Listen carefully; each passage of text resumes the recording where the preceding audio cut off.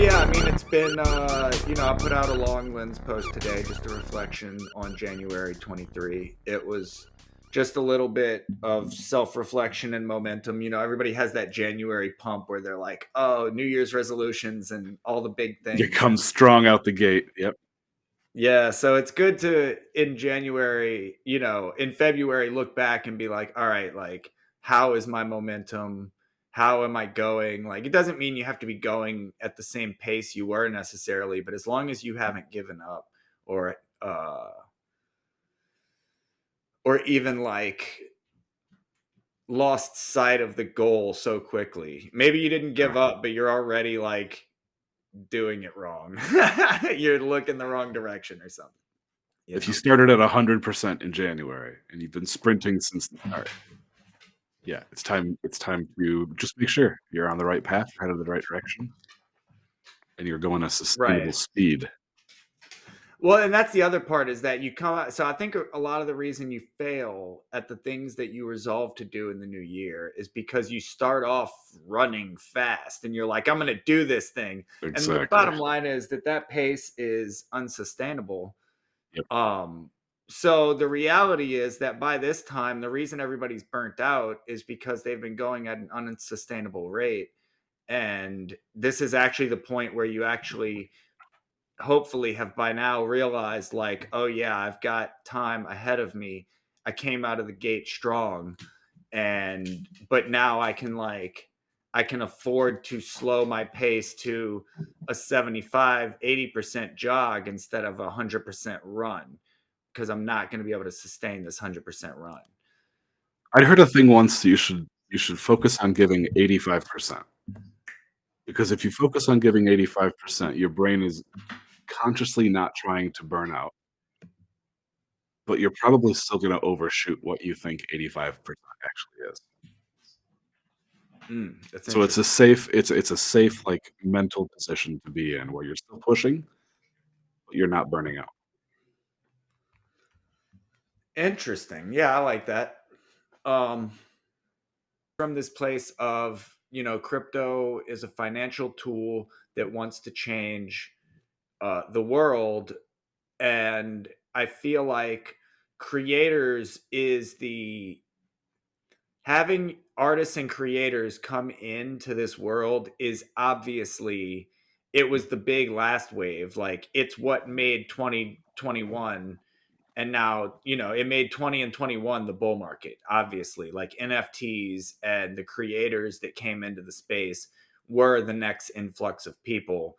Or the next, I would say, the next influx of builders, because there were a lot of people who came in just to speculate on price and things like that.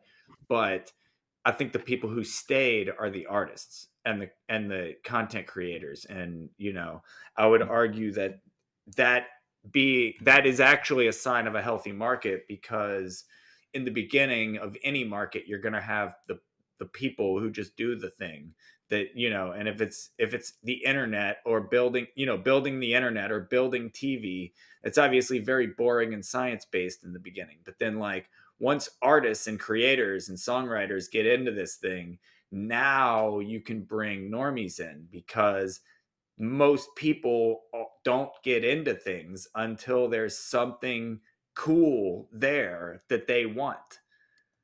You gotta have culture. You gotta have an incentive, something that you align with that is motivating for you to participate in that space. Exactly. Exactly. You need to have culture. That's the word right there. And culture is literally built in the art that comes out of a space. And until you have artists building on your thing, you don't have culture. You're just a And protocol. You might be an awesome protocol, but yeah, you gotta have that energy, that community energy. exactly. Um so that kind of led me into these thoughts as a person who's building in this space, because me, as an independent and freelance artist and a creative producer, I came in because I saw NFTs and I was like, the producer part of me, the business part of me said, oh, this is a financial tool, not, this is not a medium. as much as it's a financial tool, but it is a medium. It is a financial tool that becomes a medium because it allows all media to partake in the market in a way that it's never been able to, because traditionally you have to go through intermediaries. Um, and now with NFTs, you can tap directly into your audience. So that's what brought me into this place. Um, but the reality of what I've seen, even with what you would consider to be successful projects, is that a single NFT mint does not make a sustainable product. Um, so while you can tap into selling things directly to your audience, it still doesn't mean that you're able to like build independence necessarily.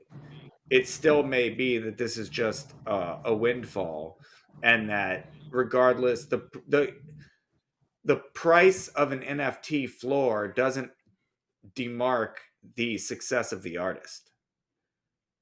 The project can be huge, especially with the volatility of the market. Yeah, right? So like it's if you attached take, to the volatile market. look at CryptoPunks, and I know in other ways those guys are financially fine. They didn't lose anything. Like they're fine. But the reality is they built the first NFT before there was any consideration of royalties, and all of the market movement of CryptoPunks is totally out of their grasp. Like they have Mm. no monetary value capture of that except for whatever they made at the time and whatever they can use as what we artists call exposure. So they created CryptoPunks. They have the exposure of that. And they do a lot of other stuff, which is why they sold the rights to CryptoPunks to Yuga. Because they, they don't really need that income necessarily. But the point being that you would think the artist, just removing who they are, which I think is Larva Labs, but removing who they are and just saying like, if the artists of CryptoPunks were just artists, they have totally lost all of the value and movement of that market because they don't have a royalty and there's no way for that money to come back to them. And they were a free mint. The CryptoPunks were a free mint. Oh my So gosh, I didn't know they that. literally captured zero market movement in the Ouch. CryptoPunks. So my point being that NFT market movement does not mean that the artist is successful. And in the case of Apes, for instance, I'm pretty sure that the Apes artist was a Fiverr artist who got paid one time, and the project is making money on that art, not the artist. So while NFTs are a great financial product that unlocks a lot, it's not the end game for content creation. It's not the end game for the entertainment industry. And we don't, if we're actually in this space to change the way things are done, then we don't want the record companies and Hollywood to move into this space and tell us how it's going to work. We want to make it how it's going to work Yeah. ourselves. How they have it working is all dependent on advertising right now, and nobody wants that. Nobody And wants to that's be, that's like, a big part of it too. inundated. Exactly. But I mean, in order for just the crypto protocols in general, if you just think about, what Ethereum wants to do and what like Aave or Uniswap and the ideals of decentralization and returning the power to the people when it comes to your financial freedom, how can you ignore uh, the artists and the content creators and basically just say, oh, here's a free market for you to come over here and tap into, and here's some financial tools. But though you still, I guess I have to work this from the other direction, but I can start by saying that like I said before, the money that an artist can make in this space is not enough money to necessarily make you financially independent and able to fund the next project. It might be an either or thing. You might be Mm. financially independent for a set of time, or you can invest that money into the next thing and hope that you make that money back, because if not, then you'll have spent all your money from your first project and now you're back at square one. So how does being in the Web3 space then make it easier for that to happen? First of all, I guess, does it?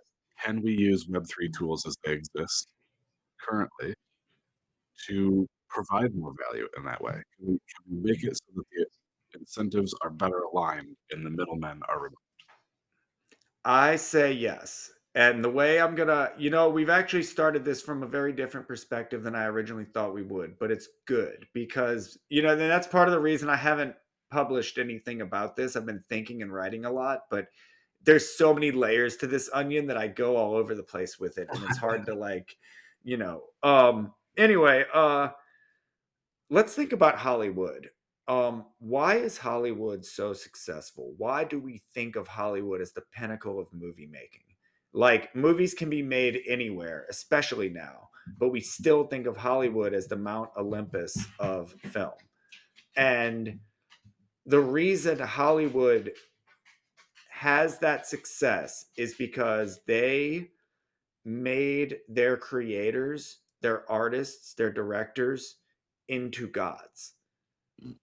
Mm, They, the industry, when I say they, the money that flowed into Hollywood and put it into these actors and directors and bought all this property in beautiful Los Angeles, and it's known for the light. That's why Hollywood was built where it was, because the light out there is just great for filmmaking. It's beautiful light, and they made Mount Olympus. They created it out of mythology. It's there's nothing special about it except for the hype. They built they built a spectacle. They built a circus, and the spectacle of that circus exists to this day. The the legitimacy and the credence that we lend to Hollywood is not even real anymore, in the sense that all the value capture it's all middlemen. It's all like advertisement and middlemen, and it's not the grand. managers and And agents. right, and maybe I'm glorifying it a bit. Maybe it was never that beautiful. It's always been an ugly business, you could say, and that's true, or it wouldn't be as successful as it is. But the point is, they had capital and they built up a mythology, and that mythology stands to this day because they were willing to put money into directors and artists and build up talent, and Elevate celebrities.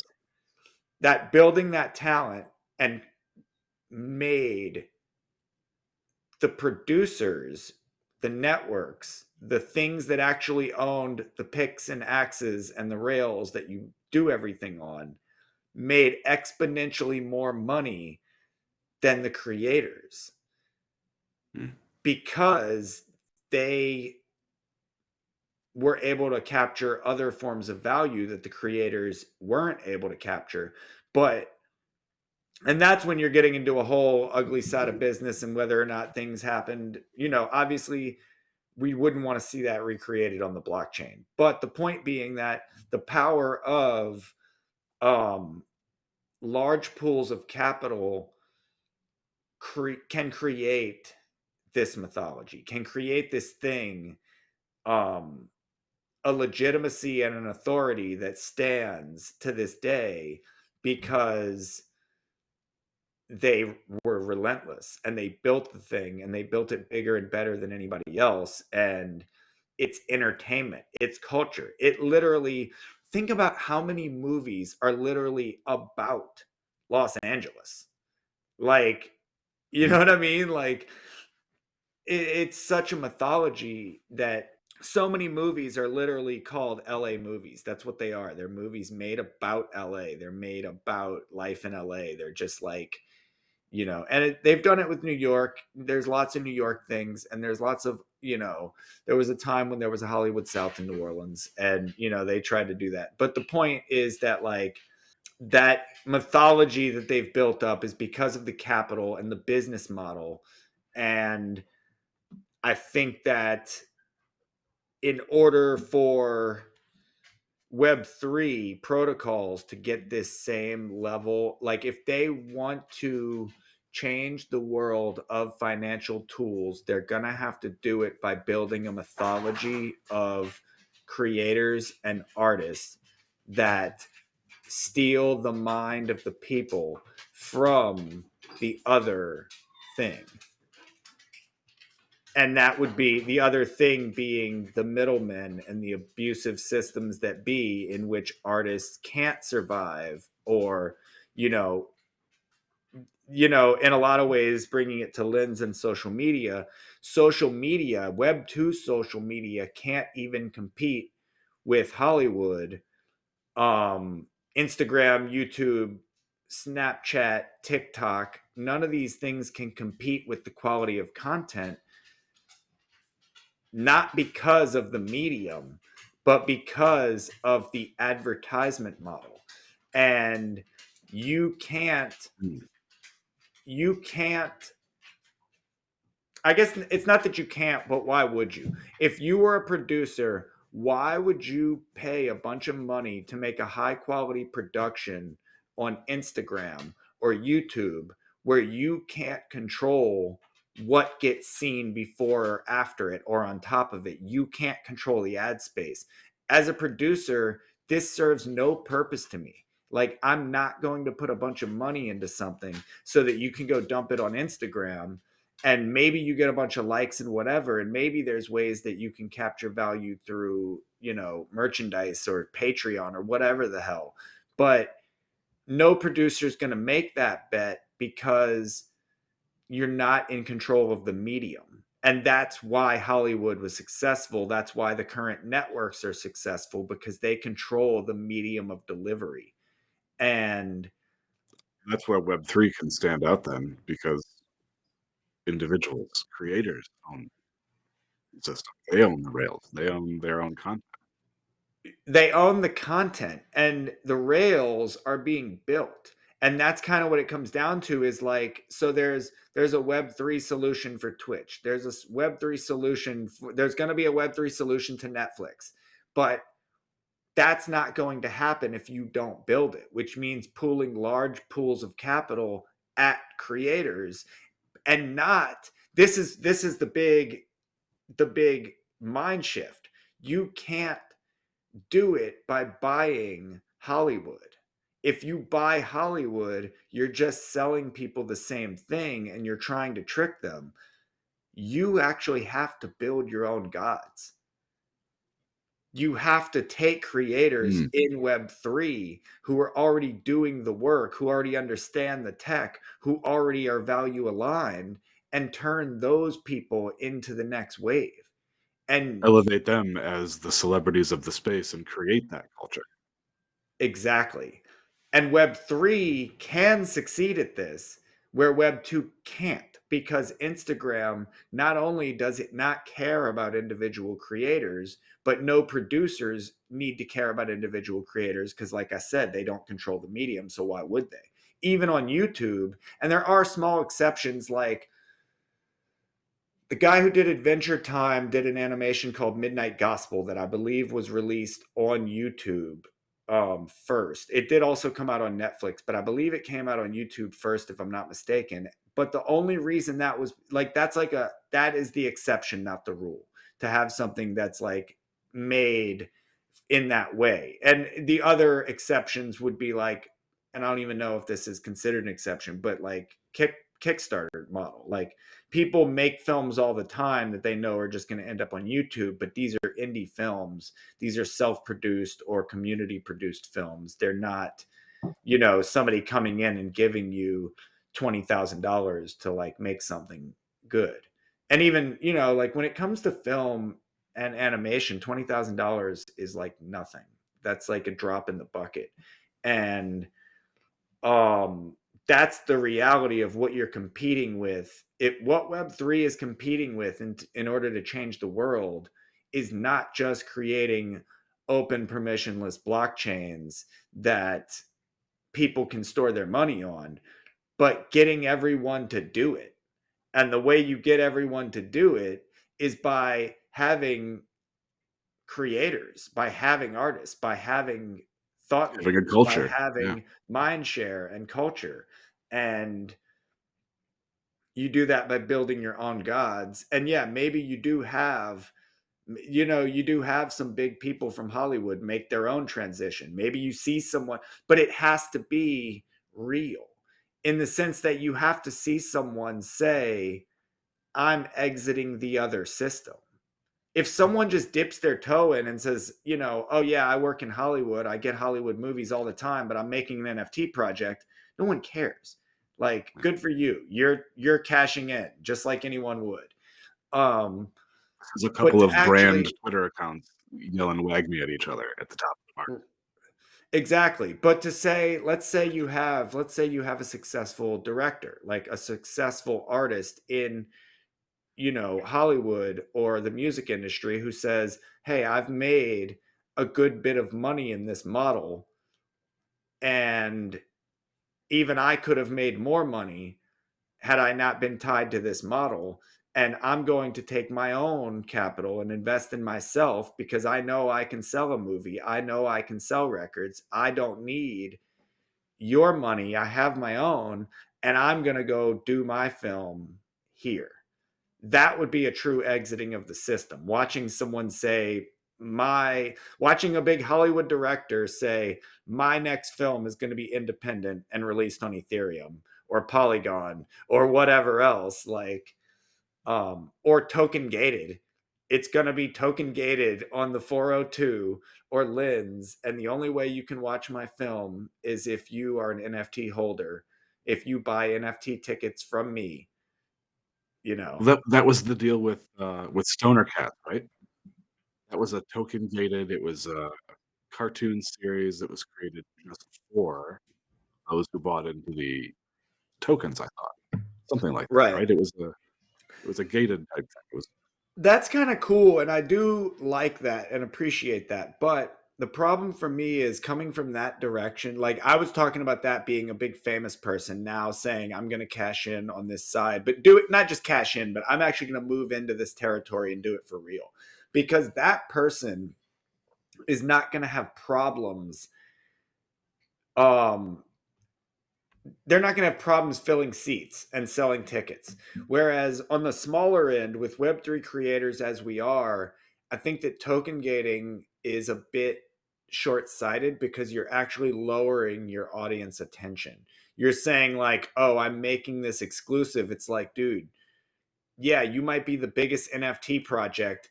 The biggest NFT project is smaller than the smallest movie. Yeah. You know what I mean? Like, so you need to think, like, when we're thinking about media and what we actually are trying to do um on the blockchain with it. And when we talk about, these spaces began with the music industry, and we're still going to talk about the music industry, obviously. We haven't deviated.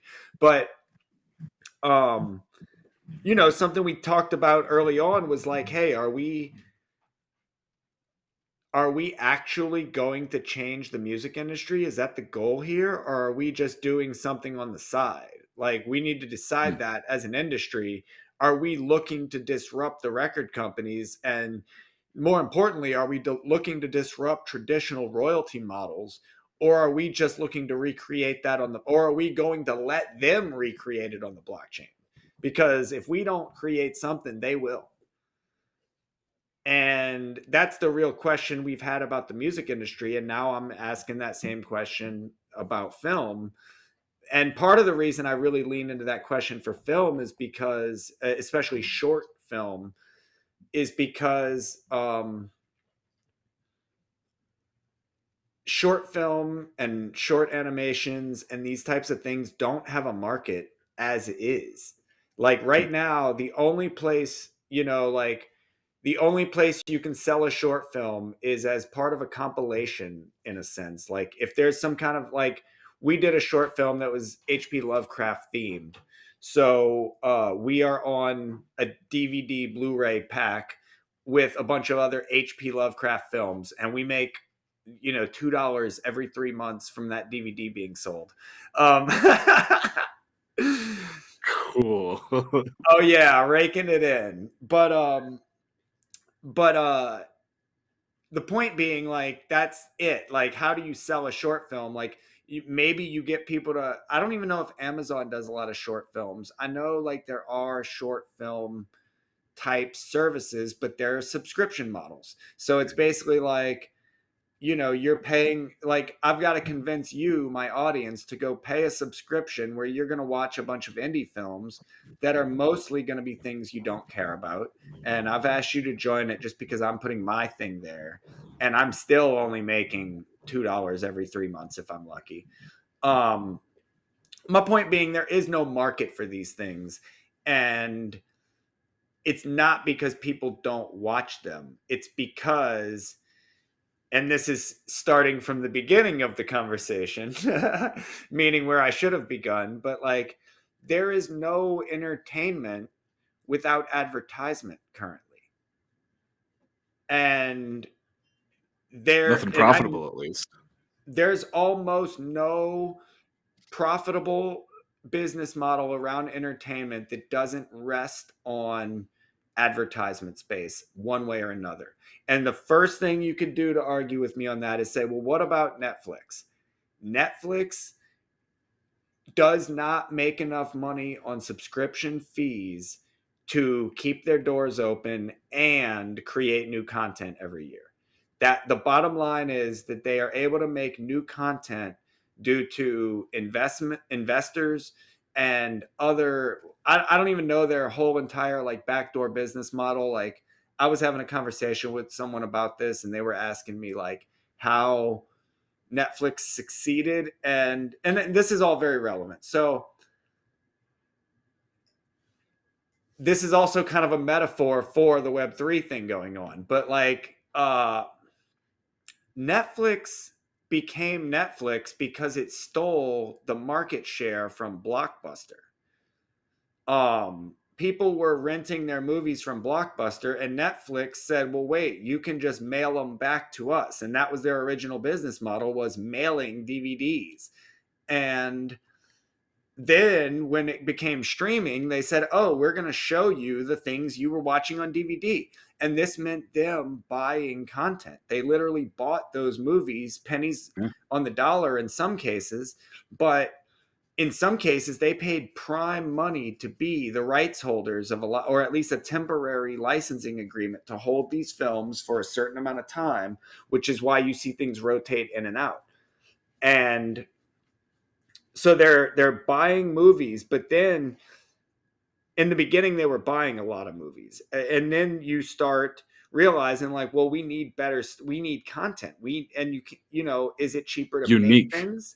Unique. And now this is what it appears, but I've also heard from other people that the only reason they survived any of this, and this is most, unfortunately, this is how most American business works, and capitalism in America works this way. But it turns out that maybe none of those business models ever even at any stage ever made them any money, and it was just that they had constant investment from BlackRock keeping it, up and up and up. But the point being that Netflix does not bring enough money in through the front door to pay for the films that they make. And no entertainment model does. And that's because they're all built on advertisement money, which is built on selling you products. And so it brings two questions up. The first one being like, the existential question that every artist asks themselves when they're independent, and that is like, what is the value of art? What is the value of entertainment? Because obviously the value of entertainment is artificially propped up by advertisement and by the need for constant GDP growth. So without the need for advertisement and infinite GDP growth, what actually is the value of a Marvel movie? Like, First day sales, maybe? First day ticket well, sales? no, but Or, like, even then, launch? it's such an inflated system that what I mean is like, everything you buy to, okay, it's kind of like, let's equate making movies to throwing a party. If you throw a party, it's going to cost you $200,000, $500,000 maybe. If you're throwing a wedding, Just Mm. add 10x, 20x to that. Like whatever you thought a cake cost $40, Yeah. a wedding cake cost $400. And it's So 50 cents per slice when they slice it for you. so it's the Nickel same and thing dime. with film. What I can make for $50,000 and what Marvel gets for $50,000, what Disney gets for $50,000 are two different things because, oh, yeah, here's my rate if I'm working with you to make, hey, oh, you want me to make film for your movie? Here's my rate. Oh, Disney wants me to make film for their movie. Here's my rate. You know, like, Yeah. so they being the middlemen, Hollywood, the networks, whoever you want to call it, have inflated the value of entertainment to a point where it's not real to anyone, meaning like artists want to be as big and famous as these directors, but that's an inflated value that's probably like not sustainable over the long term, and it's definitely not sustainable in web3, who is trying to like build a real market not based on like, yeah, I mean depending on the market you're in, but not based on false inflation. We're trying to create a real financial market, which means that things like art and music and film are going to actually have a new price discovery. Yeah. Like if you are going to avoid both subscription models and advertisement models, or as I was saying before, you have the built-in advertisement model of protocols paying for art as a public good, then it's not this dirty advertising of, I mean, I guess it could be if they make it that way, but you don't have to do this dirty advertising of like, obvious like shills. Or if you do, you can do it at the front and the back of a movie, just like you do normally. You say, these are our production companies, these are our producers. Producers are just another fancy, executive producer is a fancy word for lots of money. That's all an executive producer does, is give us lots of money. The lower tier producers are the ones that do the work. Um, and me as a creative producer, the reason I'm a creative producer is because I don't just do the work of a producer, which is a lot of logistical work and a lot of emails and planning and budgets and all that stuff, but I also do creative work. So a creative producer is a person who even works with the other artists. So I work with Gerline as an animator very closely on projects. I'm not just, and I'm also a musician, but you could also think of that as separate because like Mhm. the music is separate from my production role. But you're Um, able to do both of those levels of the project management and the product management by being that right, engulfed, being that immersed in right. So anyway, the point, I got all into producers and off the trail. Thank you, but the point being that like you advertise on everything, but you put it in a tasteful way in a movie. You don't interrupt the movie to put an advertisement in the middle. You say at the beginning, these are the people who paid for this shit. And then you it. say Mhm. it again at the end. These are the people that Roll the paid for this credits. Yep. shit. um, so Web3 can do the tasteful advertising if it takes artists and content as a public good and says, investing in these things is how we steal the mind of the public. This is how we get people to look at what we're doing over here.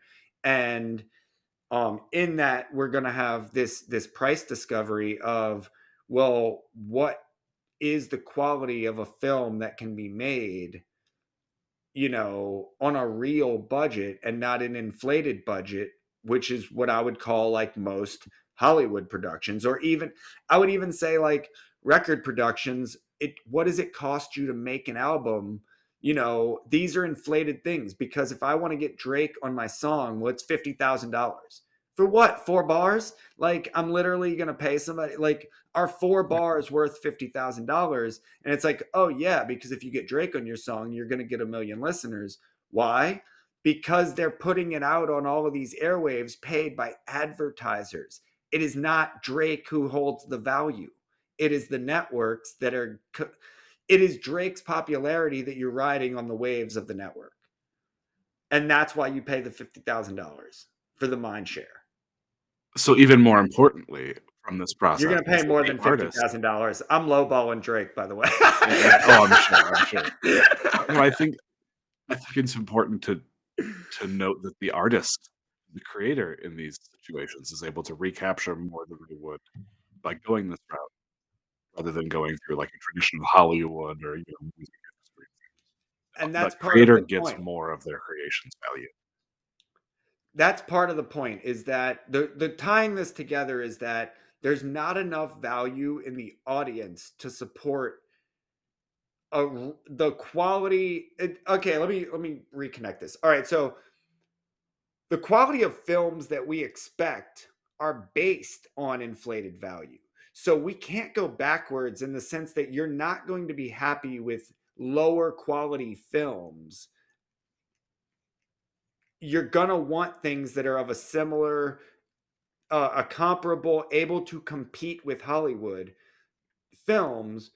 And that can be done on much lower budgets than what Hollywood claims it can be done on because of all the middlemen and the inflated prices.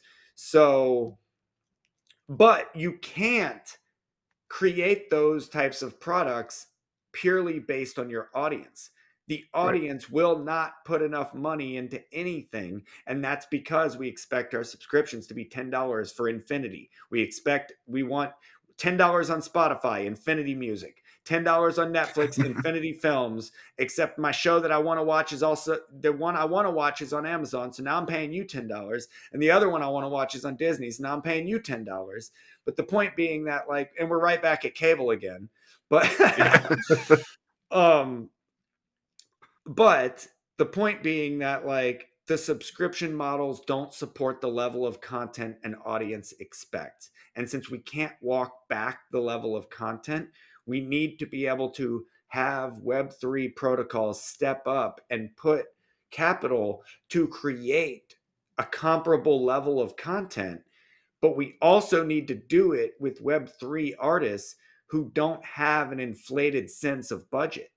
Hollywood Mhm. is never going to do it because Hollywood is going to need $10 million to make this film. Whereas going back to my metaphor before of, like, let's say a big Hollywood director who's already made a bunch of money, well, he's going to, when he gets a budget, when he's pitching to Disney or Netflix or Paramount or whoever, he's inflating that budget because he's talking to Paramount or whoever else. Like, he's saying, I He need $10 knows the million money's dollars to there. make this.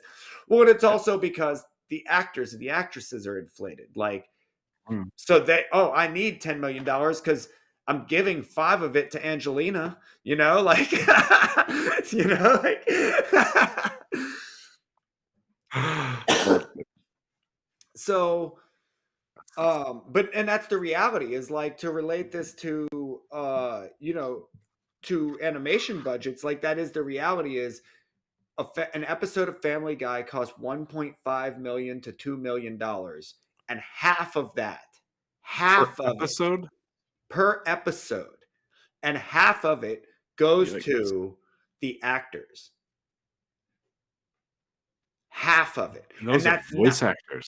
that's literally inflated value. It's literally, and I'm not saying those actors shouldn't be paid appropriately because the other half of the production is also inflated, and they can easily say, well, you ain't got shit without my voice. You don't have The Yeah. Simpsons without me. You don't have Family Guy without me. So I want more. I want more. And I'm not saying that they shouldn't have a value, but they shouldn't have an inflated value that is also inflated in comparison to the other half of the production, which also, in reality, the further down the chain you go, the more you just have low wage workers. So this is the really sad part about animation, is that most of the work done in the US is the writing, the audio, the voiceovers, and storyboarding and keyframes is what you call it. So you do the main storyboards, you do the main keyframes, and then you send all of the keyframes to Korea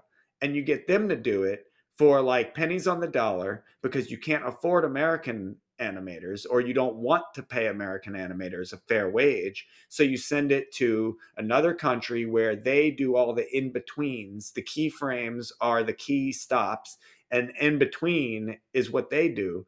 And essentially, it's cheaper to get entire teams to do it over in Korea, and they're making the least amount of the budget.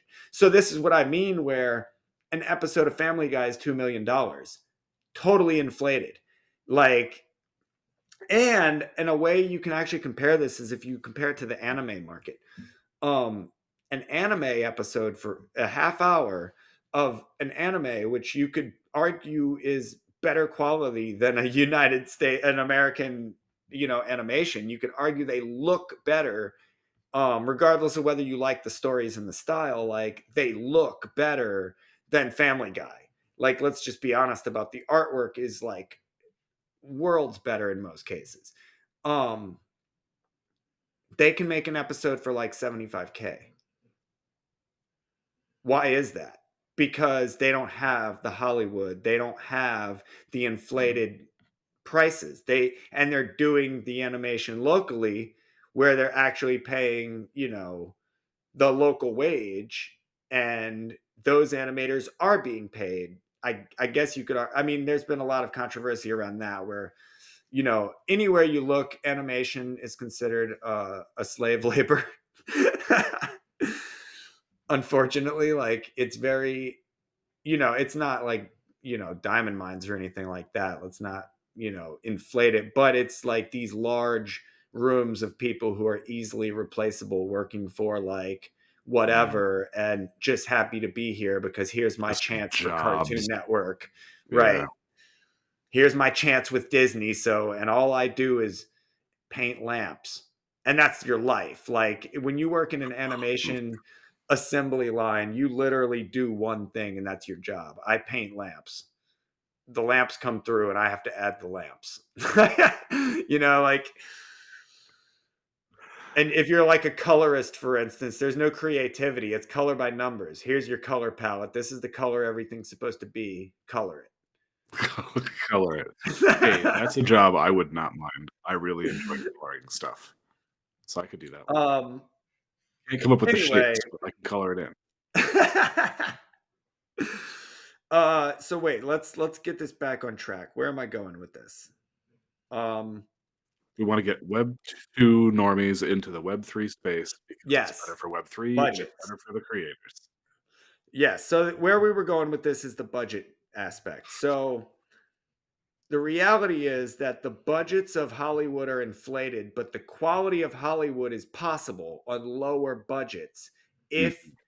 you I guess, being Web3 protocols with money, tap into creators of talent that don't have the resources. You have to get them before Hollywood. You have to get the real talent first and bring them in and fund them with a realistic budget, and see, that's how we create a comparable market at a much lower market value, but not a value, but a much lower expense. We can Yeah. do more Comparable with value at a less. lower cost.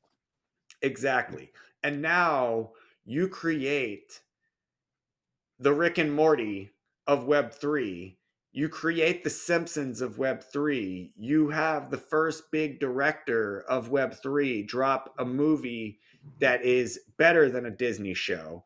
You do something brave and creative, and you let creators go outside the box, because the other, why are we in the box? Meaning, like, why is everything so cookie cutter? Why is every Disney show the same? Why are we still telling the same hero's journey every goddamn movie? Like, because Sells. it Easy. sells. It's an investment for advertisers. We know this fills seats. We can't experiment with art because advertisers don't like experimentation. And The the liability. world of even in the world of, YouTube, it's not there because YouTube also is selling advertising space. So they deplatform a lot of things. And I And mean, nudity is you as a creator are driven by the algorithm too. You have to design your right. content for the algorithm rather than how you think you want your art to be necessarily. But let's just say that you're a filmmaker and you think you can bring people to your views regardless of the algorithm. Even Mhm. then, you've got to be worried about deplatformed because YouTube got wind of your thing and says, no, we don't want this here. It has nudity or excessive cursing or marijuana smoking or any of these things. Because Yep.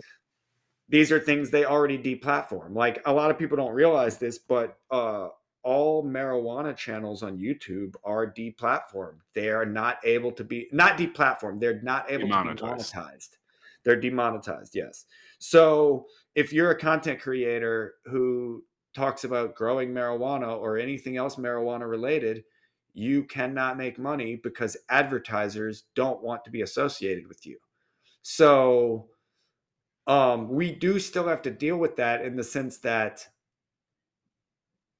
whoever's giving money to a director needs to be value aligned with that director. And this gets into a whole nother mind space of, when we get into content, something that we don't talk about enough. And part of the reason I don't talk about it a lot is because I'm not an expert in it and I wouldn't want to um I'd rather have someone who knows what the hell they're talking about talk about it than me. But, what is Web3 going to do about sex workers in this space? It's a good That's going question. to be, and that It's ties driven a into lot of the film. media industry in the past. I mean, it was much the deciding factor between, That's Betamax and arguable too. VHS, right? Yeah. It's You an know it's what? it's You're an actually important piece right. of the industry. I think we had this conversation about Blu-ray and HD And DVD. HD DVD, same thing, same situations, same I 2 think you're brands, right. same restrictions. It is every time the adult film industry driving behind the scenes Ooh. decisions. Whatever Web3 and the You're adult absolutely right. Because here I'm saying what drives people to things is culture. It's like, nah, what drives people to things is sex. but isn't that kind of culture too? It's a part of culture. I mean, yeah, it is a part of culture, but it's also, I mean, we're getting off in a It tangent is here, but it's closer we're to a in vice, a, I guess, in that case. well, because we live in such a like puritanical country where like Yeah, we're a sexually repressed puritanical country. So of course, our entire entertainment industry is secretly built on porn, you know? profitable over there, yep. um but that's a whole nother tangent that and That's we could do a whole show about that probably. maybe This is a this is something great topic.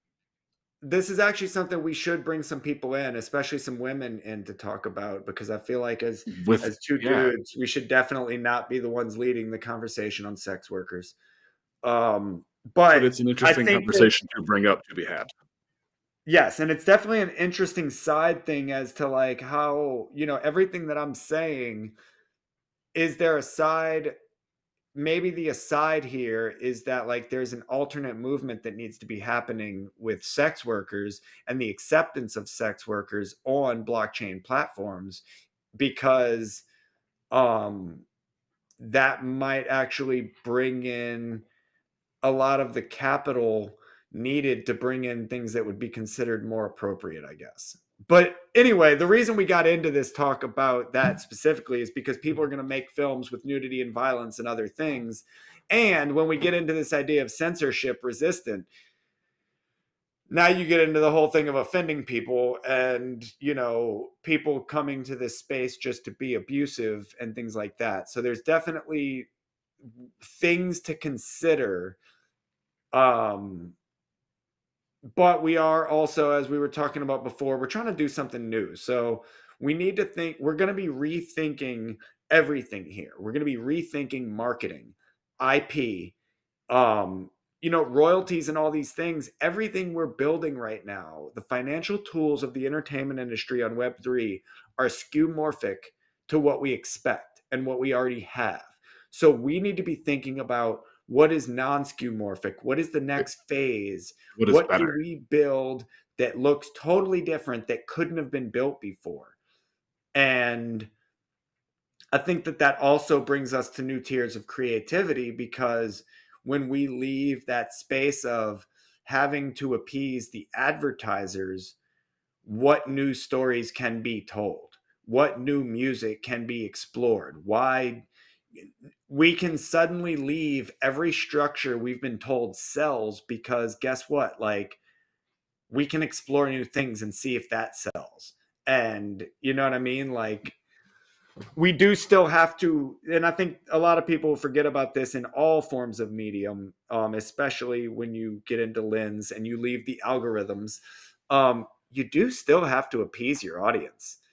um, Appeasing your audience and knowing your audience and appeasing them is a different game than appeasing producers and And advertisers. investors and advertisers and algorithms and middlemen and people who think that they can sell your product better than you can.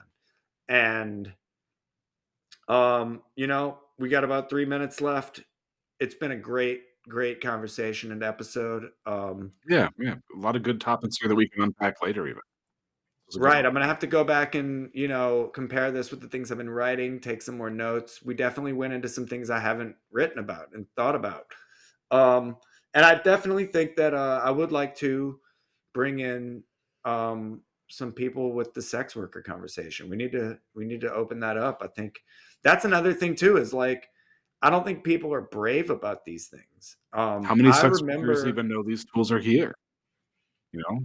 I a good bit actually, and I would think so the problem is that the tools are currently being the same level of discrimination. Mm. And I remember watching, and we're going to end this very shortly, but I do remember watching a Rarible community call before they were a DAO. Like, this was a while back, but I remember watching a Rarible community call on YouTube where they were like talking about blocking NSFW content, not just segmenting it, but like blocking it, removing it from the platform.